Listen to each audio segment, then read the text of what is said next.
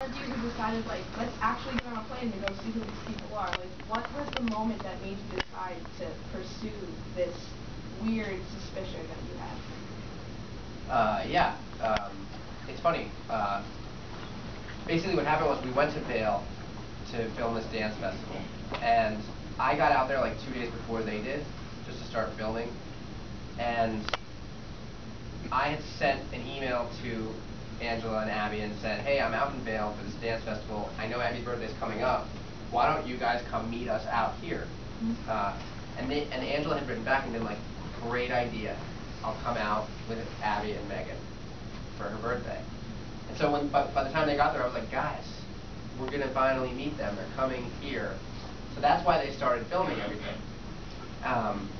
And it really was that night. We were sitting in the hotel room. Megan had asked me if I wanted her to record a song. She did, and then we were like, oh my god, that song's so good, and so is that other song. And we just sort of finally searched one of the lyrics, and it came up, and like, at that point, I called Megan when we discovered that the music was not totally, like, I was certain that it was fake, that she had sent me someone else's music. I called her and left her a message, like, confronting her about it. And then she freaked out, and then all this like drama started to happen.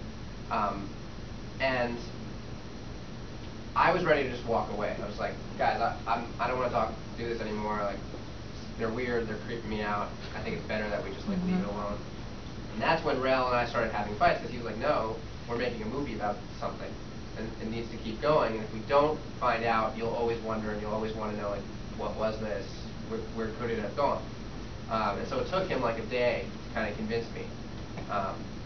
And then that next day was when Henry was like, so what do we do? And he was like, let's just go there.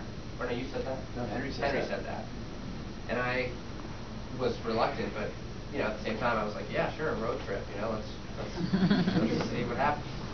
So that was like kind of just exactly how it happened. It was like, what would Werner Herzog do? It's like literally something we ask ourselves. WWWHD. How many times have we said that? Yeah.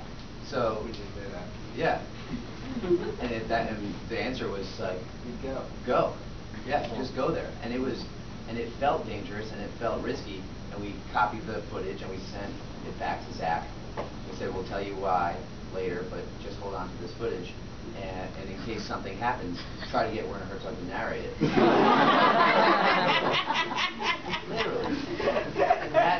And I would say that was the underlying motivation for walking up to that barn in the middle of the night, with shielded by nothing but a tiny camera.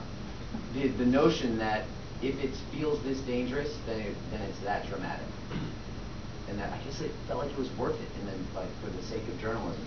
I mean, the thing I was yelling at him the whole time was like, Neve, if you stop now, we'll never know who's painting the paintings. These paintings have changed your life, they've changed your art form, they've inspired you for months and months. You're willing to close the book and never know who's creating them, because no matter who's fake, how many real people there are, somebody's been making these paintings and sending them. So there will always be this unanswered question.